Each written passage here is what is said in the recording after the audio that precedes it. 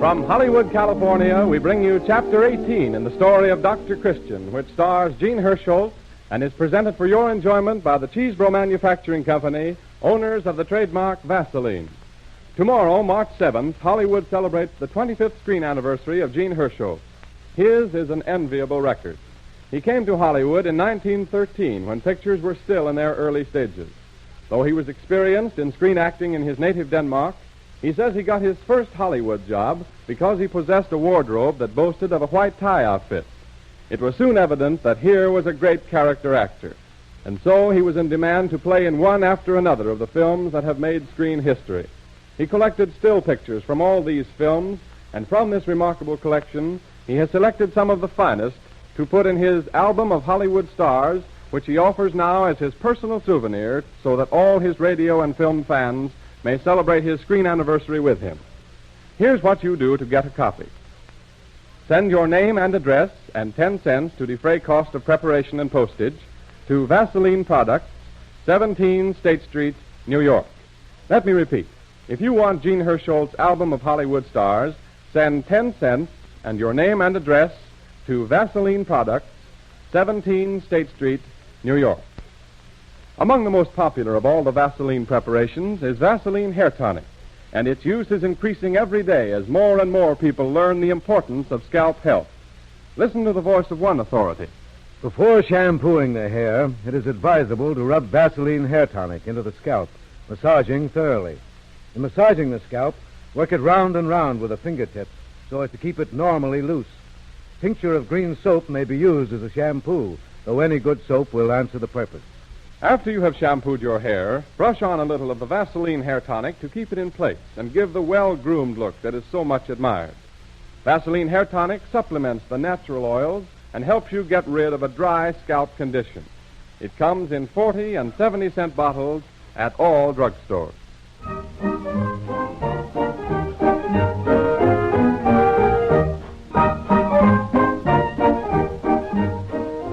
And now we give you Jean Hersholt as Dr. Paul Christian and resume the story of the Doctor of River's End. There has been a series of motor accidents in River's End, all occurring under about the same circumstances, all happening to milk trucks. In each case, the milk truck was wrecked by another truck, and in each case, that other truck got away without being identified. Finally, a milk driver was killed, and the River's End boy, Bob Marvin, was recognized as a passenger on the truck which caused the smash-up. Bob Marvin is now facing trial for manslaughter. Dr. Christian expressed the belief that the accidents were the work of racketeers, and shortly thereafter, a mysterious gentleman appeared and warned Dr. Christian to get out of the state until after the Marvin trial.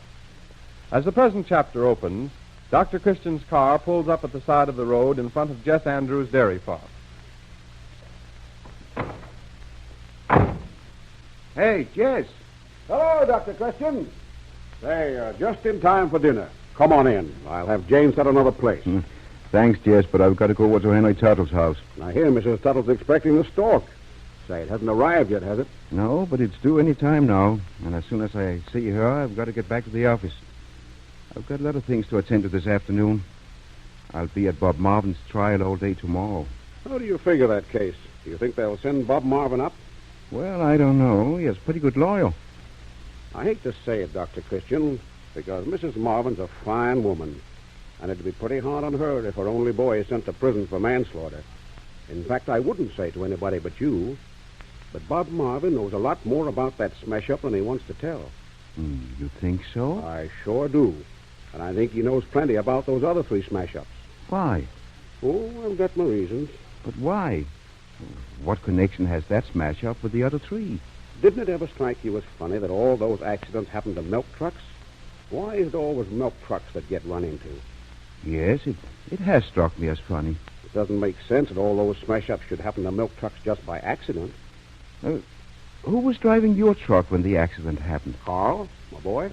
Well, I guess he was the only milk truck driver I didn't have to patch up. Yeah, that's one good thing. Carl wasn't hurt. But it cost me $73 to have my truck fixed up.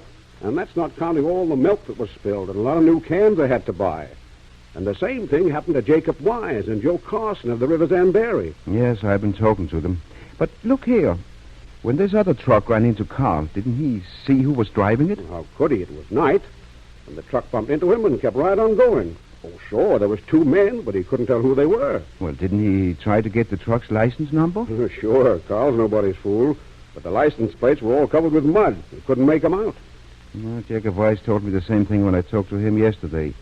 He thinks it was the same truck in each case. Sure it was. The same truck that killed Matt Williams. Why, the second time it ran into Carl... The second time? You had another smash-up? Well, yes. 2 nights before Matt Williams was killed. Oh, not much damage done. Some milk spilled and my left fender bent.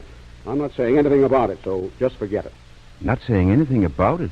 Well, why not? Now, look, Dr. Christian, I've been talking too much already. It isn't going to do anybody any good for me to be going around shooting off my mouth. I'm not anxious to get into any more trouble myself, and I don't want to get Bob Marvin into any more trouble. Say, you keep on coming back to Bob Marvin. Well, he didn't have anything to do with those other accidents. All right, let's just drop it. Well, did he?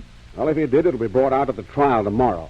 I'm not out to protect Bob himself, but we've been friends of the Marvins for years, and I'm not going to say anything to hurt Mrs. Marvin. What could you say? Nothing. I'm just not talking about it.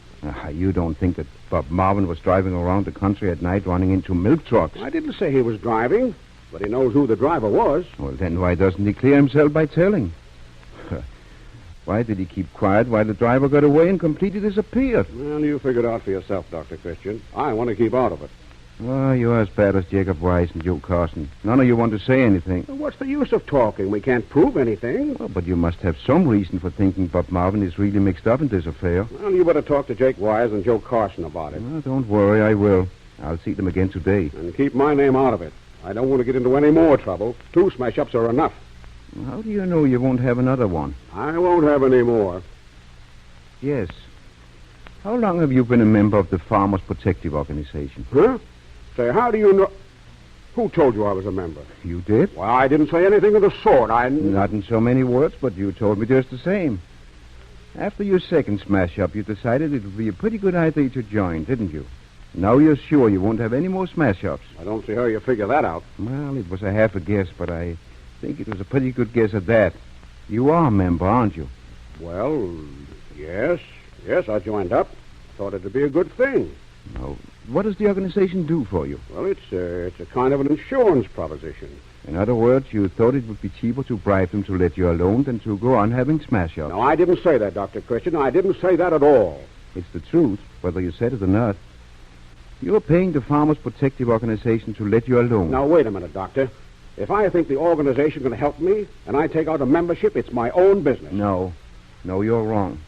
It's the whole community's business.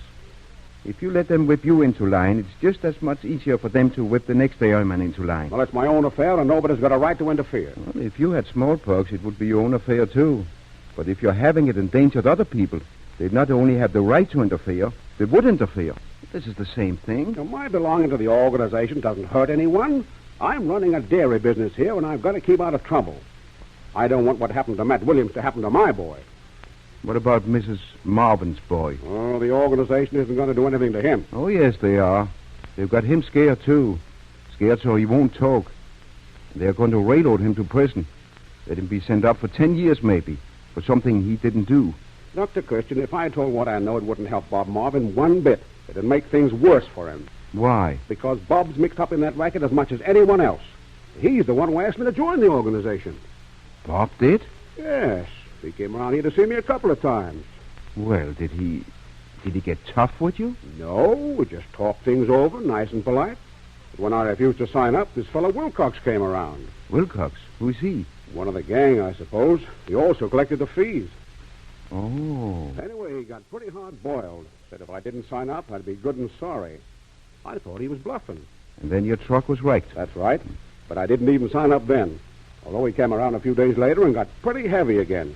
Told me I'd better think it over and call him up at the River's End Hotel before Saturday. Did you call him? No. But that night, Carl had another accident. And I wasn't taking any more chances. I paid up. That's the whole story. But it won't help Bob Marvin any. He's as guilty as the rest of them. Well, Bob might be mixed up in this affair, but he's not as guilty as the rest of them. Oh, he isn't that kind of a boy. No, there are a lot of others in this milk racket. And if Bob will tell who they are, he can save himself. Well, he won't tell. Well, maybe he will when he sees we have the whole story anyhow. Yeah, and before Bob comes to trial tomorrow, I will have. Doc! Look out! Look out, Doc! Lordy, that was a close call. Why, it looked as if that car was deliberately trying to run you down.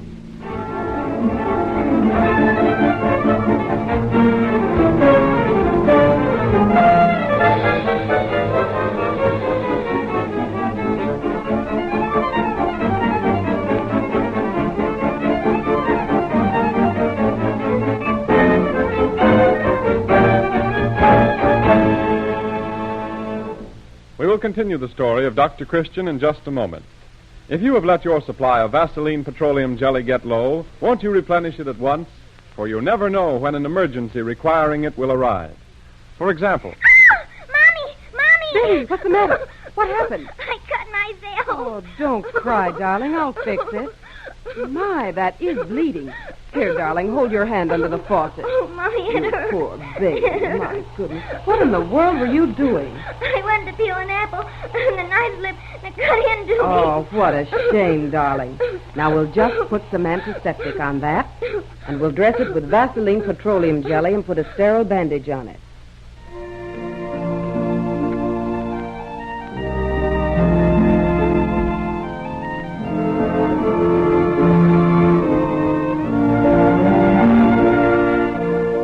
And the very next day... Betty, don't you think you should have a fresh bandage on your hand? Yes, Mother. Let me look at it.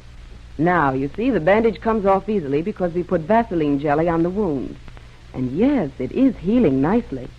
Now, we'll just put some more Vaseline jelly on there and a fresh piece of gauze, and you'll be all well in no time. Vaseline jelly has earned the reputation of being the handiest thing in the house through more than 50 years of service to humanity. It is manufactured with skillful care, sterilized in the process of manufacture, and packed in sterilized containers. No household should be without this valuable aid for treating minor injuries like Betty's, for it costs only 10 cents a bottle at any drugstore. When you buy, be sure to look for the trademark Vaseline on the package. If you don't see it, you are not getting the genuine article. And by the way, prices mentioned on this program apply only to the United States.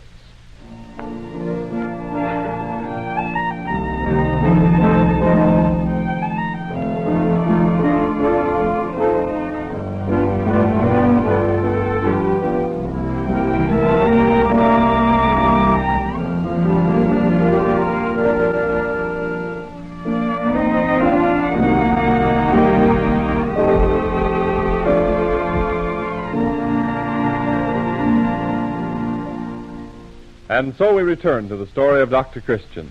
The time is early evening of the same day. Judy is waiting in the office for Dr. Christian's return. Cedar 3-3. Yes, Central 3-3. Hello? This is Dr. Christian's office. Is Mr. Clark there? Oh, on his way over here? Well, is Dr. Christian with him? Has Dr. Christian been there this evening? I see. Well, thank you. Goodbye. Oh, Roy, have you seen Dr. Christian? Why, no, not since he was here for office hours this afternoon. I was just going to ask you where he was. Well, he went out for supper, but that was an hour and a half ago, and he hardly ever takes more than 30 minutes. Besides, he has an appointment here right now. Mr. Clark. Well, if he has an appointment, he'll show up. Nothing to worry about. I'm not worrying about the appointment. Well, I'm afraid something's happened to him. Just because he's a little late getting back from supper? Oh, now, don't be silly. Not being silly. I'm really afraid. Has Dr. Christian talked to you about the Farmers Protective Organization? Why, yes. He said something about it. Yeah, he said he thought it was a racket. Now he's sure of it. He's been working night and day getting the facts. And even before he started working, they warned him that he'd better get out of the state. Warned him? Who warned him? What are you trying to tell me? He came in here one evening and told Dr. Christian to get out of the state before the day of the trial. Threatened him. Oh, now, hold on a minute. Is this something you've dreamed? It happened. Dr. Christian told me. Oh, now, Judy, aren't you drawing on your imagination a little bit? If someone threatened him, he would have gone to the police. Oh, he didn't take it seriously. Well, neither do I. And the fact remains, nothing has happened to him. Something did happen today. He was standing at the side of the road talking to Jess Andrews, and a car almost ran into him. He had to jump over the fence to get away from it. That gang is after him. I've had to jump out of the way of cars lots of times, but that's no sign a gang is after me. Oh, I know. It doesn't do any good to talk. You won't believe me, and neither will he. But just the same... Well, and why should a gang be after him? Because he knows too much about this milk racket, and he's going to tell what he knows on the witness stand tomorrow. Well, whether you believe me or not, I'm going to phone the police. Oh, now, wait a minute. Now, don't do anything like that. You'll make Doc look ridiculous. I don't care. Now, what can you tell the police? That a car almost ran into him. Something that happens to hundreds of people every day. Besides, the car isn't going to come back and take a second crack at him. Well, then they'll do something else. They've threatened him Okay, so they've threatened him. Told him to leave the state before the trial. Well, he hasn't left, and so far the only thing that's occurred is this car scare of yours. And the trial is tomorrow. They've still got tonight. Say, where do you get all these ideas? At the movies? I've always thought you had pretty sound sense. I don't care what you think. I'm going to phone the police and now. find out what... Oh, hello, Roy. There you are, Judy. You can let the police go on with their card game, or whatever they do when they're not chasing gangs. What's the matter? Judy was getting a bit worried about you. About me? Well, you went out for supper and you were gone an hour and a half. Oh, I forgot to tell you. After supper, I went over to see Mrs. Tuttle. Oh. Her baby hasn't arrived yet. No. How is she now? Well, some better. But there are complications. We only had a little more time, but it's getting pretty close. You really think it's serious, eh? I'm afraid so. I'm awfully afraid this time she may not pull through. Have you said anything to Henry? Not yet. No use worrying him. Any calls for me, Judy? No, but I called Mr. Clark, and he's on his way over here. Good. Well, I guess you might as well run along home. And watch out for gangsters and speeding automobiles. Oh. Say, Doc, what about that near automobile accident? Judy was just telling me. I'm not so sure it was an accident. On the level. Do you think that someone was trying Good to... evening. Oh, good evening, Mr. Clark. Hello there. Good evening, Mr. Clark. I hope I'm not breaking up the little gathering. No, I'm just leaving. Well, you're going to be busy, Dr. Christian. I'll get along, too. See you tomorrow. Good night, Mr. Clark. Good night. Good night. Well, what's new? Nothing. I spent all afternoon with Bob Marvin. He still sticks to the story that he was hitchhiking, that the truck picked him up. Still claims he doesn't know who the driver was? Swears he never saw the driver before or since. Hasn't the slightest idea who he is. What does he say about the Farmers Protective Organization? Oh, he admits that he did go to work for them about 2 months ago. Says he worked for a week and then quit. Then he's lying. In the first place, he tried to get Jess Andrews to join the organization only a couple of weeks ago. How do you know? Jess told me. But Marvin called on him several times. He did. Well, if we're going to save Bob, we've got to get at the truth somehow. Can't you shake his story about how he came to work for the Farmers Protective Organization? No, he sticks to it like grim death. Says he wrote the organization for a job. They answered and said they'd give him a week's trial. At the end of the week, he quit. So he never actually met anyone from the organization? He says not. What's more, I checked up on his story. The organization says he was never on their payroll at all. Oh, but his mother tells me that up to the time he was arrested, he was getting $125 a week. That doesn't make sense either. They'd never pay a green boy such as some just to organize the farmers. Unless it is a racket. You know, racket is a word used pretty freely these days. As far as I can see, the Farmers Protective Organization is a perfectly legitimate union, organized to help the farmer get better prices for his milk. Well, then who paid Bob Marvin? And why? Has it occurred to you that he's mixed up in something else? That the organization has nothing to do with this at all? I know better. What? I can prove the organization is a racket. I can prove Bob Marvin and several others are connected with it. I think I can even give you the name of the man who drove the truck that killed Matt Williams. Pardon me. Hello? Oh, yes, Henry. Yes, how long has he been having them? I see. Where are you phoning from, Henry? Well, you go on back and stay with her, and I'll be right out. No, now don't feel that way. You go on home, and I'll be with you in 15 minutes. All right. Goodbye, Henry. I've got to go out to the Turtles right away. Yes, but you can't go now. I must have this information tonight. I'll get in touch with you the minute I get back. Well, can't the call wait for a while? No, it's urgent. The lives of a woman and a baby depend on it.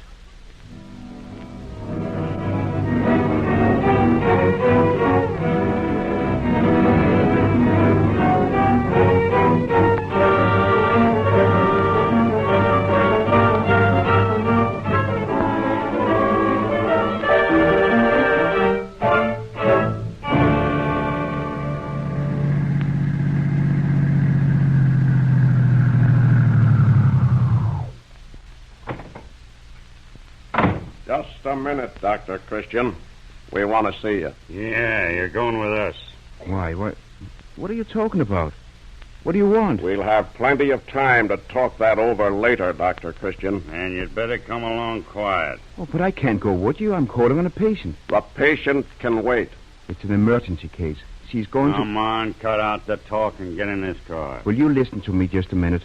The woman in there is going to have a baby. They can call another doctor. There isn't another doctor on River's End. The nearest one is in Center City. And these people are poor. They haven't a telephone. They expect me. They'll wait for me. Yeah, and when they wait long enough, they'll find out you ain't coming. They'll get somebody else. I'll get in the car here. If they wait long enough, it'll be too late. This isn't an ordinary case. The woman will die. Well, ain't that too bad? Get in the car before... Wait a second, Mac. If you have something to say to me, I'll talk to you afterwards. I'll give you my word of honor. But now you've got to let me go. Don't you see I'm not thinking about myself or about you? It's that woman and the baby. We're going to stand here and... Shut up. Whatever business you have with me, it has nothing to do with her. She hasn't harmed you. If you don't let me go in, she'll die. She has 2 other little children. You can't take her mother away from them. But I don't care who you are or what you want me for. You can't be that cruel. You can't do it. And I promise you, I'll go with you as soon as I'm through. It's about 9 o'clock now. How long will you be in there? I don't know. But whenever I'm through, I'll go with you. Okay. Say, are you nuts? You're going to let him... Shut up. Now, listen, Christian. I'm going in with you. You can tell him you brought me along to run errands or something. I'll be watching you every second. If you try to telephone... They haven't any telephone. All right. But don't try to tip off anyone who I am or try to get any help. If you do, you'll be dead before the help gets there. Do you understand that? Yes, I give you my word of honor I won't. You stay here with the car, Mac. Go ahead, Doctor.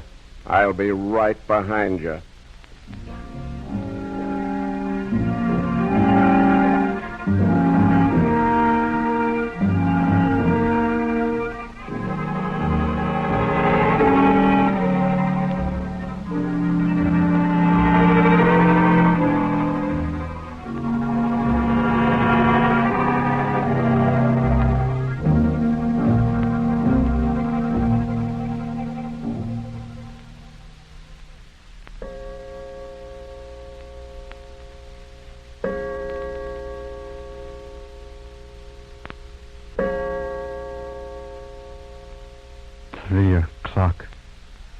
He's been in there since 9.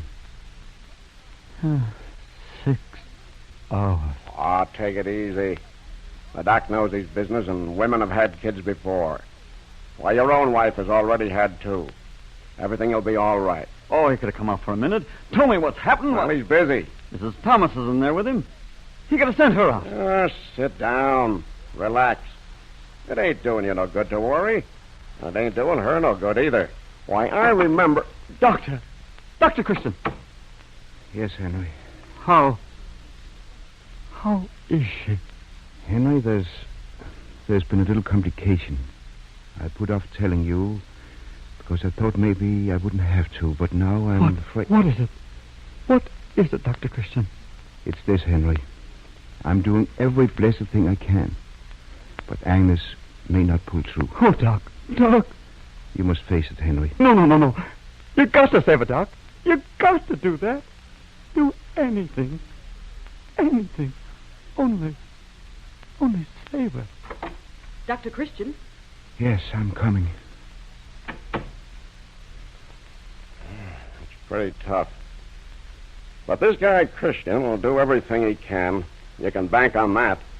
Because, well, he sort of risked his own life to come here. If you'll only save her. That's all I ask. Well, he said there was a chance. And if there's a chance at all, he'll make good. Those 2 other kids of yours, what are they? Boys or girls? Girls. I suppose you was hoping this one would be a boy. Yeah. But I don't care about that now. That doesn't matter. She's all that matters. It's funny. You and me sit here, a couple of husky grown men, big guys, and we can't do anything about it. Sort of makes a man think maybe he ain't so important after all. I'm going in there. I'm going in and see what's happening. No, you don't. Now sit down. I'm going in.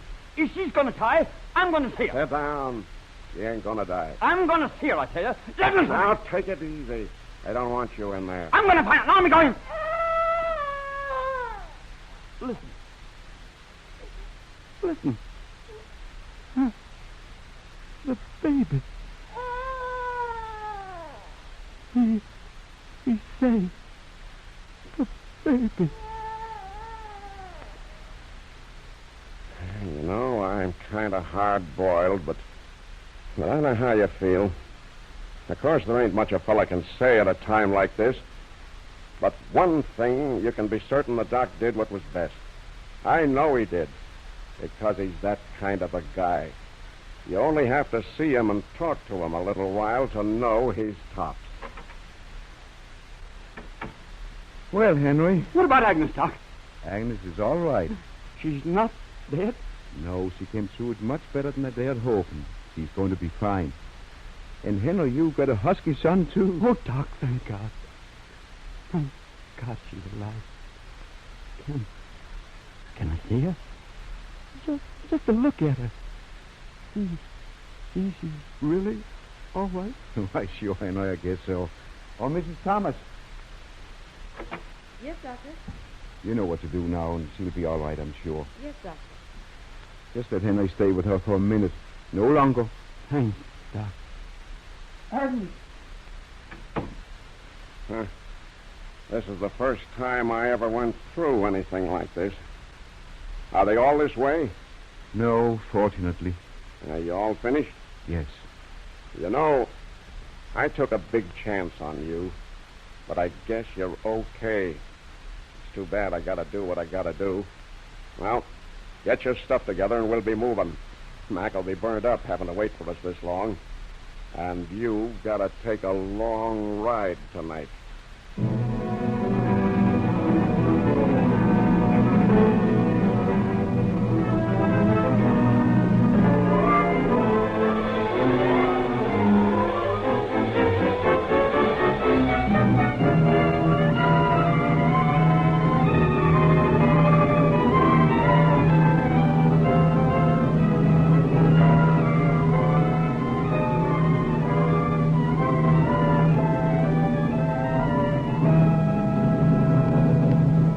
Don't miss the thrilling conclusion of this story, broadcast at this same time next Sunday afternoon. Action, suspense, developments which will hold you fascinated every minute, and a finish which will surprise you.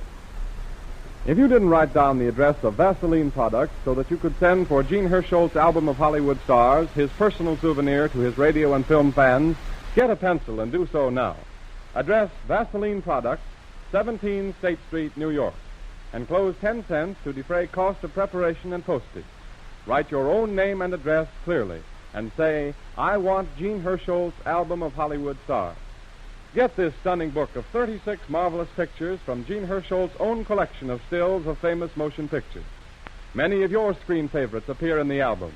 It's a chance of a lifetime to get unusual pictures of such stars as Sonia Henney, Robert Taylor, Shirley Temple, Clark Gable, Mary Pickford, Helen Hayes, Rudolph Valentino, Jean Harlow, and a host of other famous players.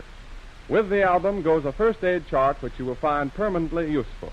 It tells you what to do in emergencies before the doctor comes. Jean Hersholt, who appears on this program through the courtesy of 20th Century Fox, will return at this same hour next Sunday with another chapter of Dr. Christian, the story of how Dr. Christian outwits the forces that threaten him and finally smashes the milk ring. Be sure to listen for the thrilling conclusion.